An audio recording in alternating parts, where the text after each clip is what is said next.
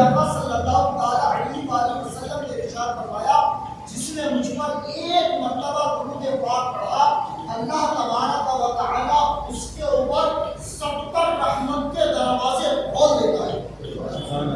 کہیں میرے آقا نے ارشاد فرمایا جو شخص جمعہ کے دن مجھ پر 80 مرتبہ درود پاک پڑھے گا اللہ تبارک و تعالیٰ اس کے 80 سال کے گناہوں کو معاف فرما دے گا۔ یہ درود پاک کے حوالے سے میرے آقا نے حدیث بیان فرمائی۔ ایک جگہ میرے آقا صلی اللہ علیہ وسلم نے ارشاد فرمایا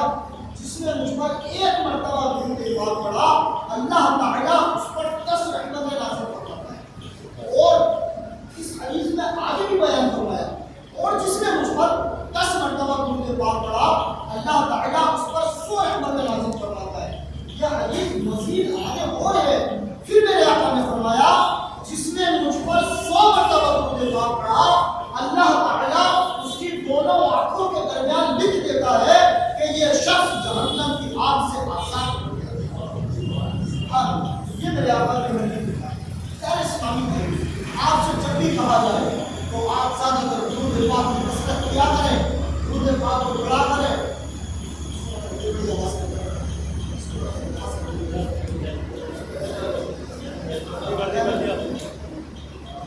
زیادہ سے زیادہ درود پاک کی کثرت کریں، درود و سلام پڑھا کریں۔ ہم درود پاک جب ہم سے کہا جاتا ہے پڑھنے کے لیے تو ہم جو ہے نا مولوی صاحب سے بیان کر رہے ہیں، مولوی صاحب ہم نے منہ دیتے حضرت نے کہہ دیا پڑھو درود پاک تو حضرت صلی اللہ علیہ وسلم پڑھ کر مجھے چاہیے۔ ہم پہلے والے تو منہ دیکھ رہے ہیں کیا کرا حضرت نے، ارے حضرت نے درود پاک پڑھنے کو کہا ہے آپ سے، کیا کہا ہے؟ درود پاک پڑھنے کو، اس عمل کو کرنے کے لیے کہا ہے جس عمل کو خصوصاً بالخصوص میرے آقا صلی اللہ علیہ وسلم سے نسبت ہے۔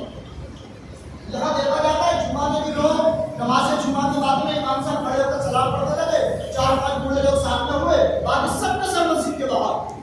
یا فجر میں دیکھا جاتا ہے امام صاحب نے سلام پڑھا، کچھ لوگوں نے امام صاحب کے ساتھ کھڑے ہو کے مصطفیٰ جان رحمت اللہ علیہ وسلم سلام پڑھا، باقی سب کے سب جلدی جلدی مسجد کے باہر۔ ارے بھائی اگر آپ 5 منٹ امام صاحب کے ساتھ کھڑے ہو کر سلام و سلام پڑھ لیں گے تو آپ کا زیادہ کام خراب نہیں ہوگا، بلکہ درود و سلام کے بے شمار جو فضائل ہیں وہ آپ کو مل جائیں گے۔ حضور صلی اللہ علیہ وسلم کے حدیث کو یاد ہے، آقا صلی اللہ علیہ وسلم نے ارشاد فرمایا جس شخص نے مجھ پر روزانہ 50 مرتبہ درود پاک پڑھا اللہ تبارک و تعالی اس پر رحمتیں نازل فرمائے گا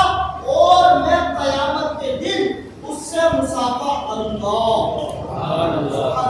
پیارے اسلامی بھائی، حضور صلی اللہ علیہ وسلم اگر کسی سے مصافحہ کر لے، میرے آقا اگر اپنے جسم اطہر کو کسی کے جسم سے ٹچ کر دے تو آپ غور فرمائیں کہ اس جسم کے حصے کا کیا حال ہوگا۔ میرے مرشد ظہیر امیر اہل سنت اپنی مائناس تعلیم میری کتاب کے اندر لکھتے ہیں کہ سب سے پہلے یمن کے لوگوں نے میرے آقا صلی اللہ علیہ وسلم سے مصافحہ فرمایا۔ سب سے پہلے یمن کے لوگوں نے میرے آقا سے مصافحہ فرمایا اور ان صحابہ کرام کی کیا خوش قسمتی ہے، کیا ان کی زندگی ہے کہ جو میرے آقا کے ساتھ محفل میں بیٹھا کرتے تھے، کیا ان کی خوش قسمتی ہے میرے آقا سے مصافحہ کیا کرتے تھے، حضور صلی اللہ علیہ وسلم سے معاہدہ کر کے ان سے گلے ملا کرتے تھے۔ پیارے اسلامی بھائیوں، جب حضور صلی اللہ علیہ وسلم سے یمن کے لوگوں نے مصافحہ کیا تو میرے آقا صلی اللہ علیہ وسلم نے ہم گنہگار امتیوں کا خیال رکھتے ہوئے کہ بھئی ایسا نہ ہو میرے امتیوں کو جب پتا چلے کہ یمن کے لوگوں نے مجھ سے مصافحہ کیا، ان کا جسم میرے جسم سے ٹچ ہو گیا، اب ان کا جسم کبھی بھی جہنم میں نہیں چل سکتا کیونکہ میرے نورانی جسم سے ٹچ ہو چکا ہے، تو میرے گنہگار امتی خواہش تمنا کریں گے کہ یا رسول اللہ ہم بھی آپ کے زمانے میں ہوتے، یا رسول اللہ ہم بھی آپ کے دور میں پیدا ہوئے ہوتے تو آپ سے مصافحہ کرتے، آپ کے جسم سے اپنے جسم کو ٹچ کرتے۔ تو میرے آقا نے اس بات پہ بھی ہمیں افسردہ نہیں ہونے دیا، بلکہ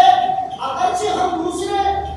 زمانے میں پیدا ہوئے، حضور صلی اللہ علیہ وسلم کے 1400-1500 سال ظاہری طور پر دنیا سے لے جانے کے بعد ہم پیدا ہوئے، مگر پھر بھی میرے آقا اس کا وظیفہ بیان فرما گئے کہ جو شخص مجھ پر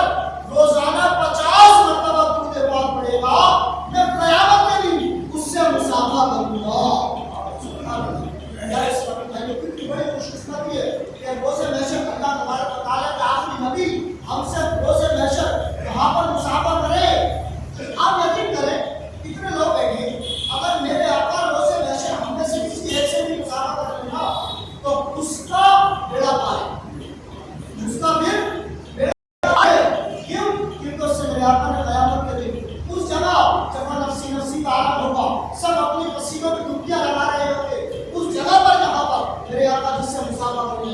اس کا بھی بیڑا پار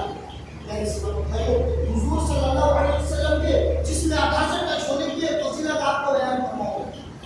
ہمارے نبی صلی اللہ علیہ وسلم کی سب سے چھوٹی شہزادی حضرت فاطمہ کو زہرا رضی اللہ تعالی عنہا، آپ سب بہت اچھے طریقے سے جانتے ہیں حضرت فاطمہ کو، حضرت امام حسین اور حسن کی والدہ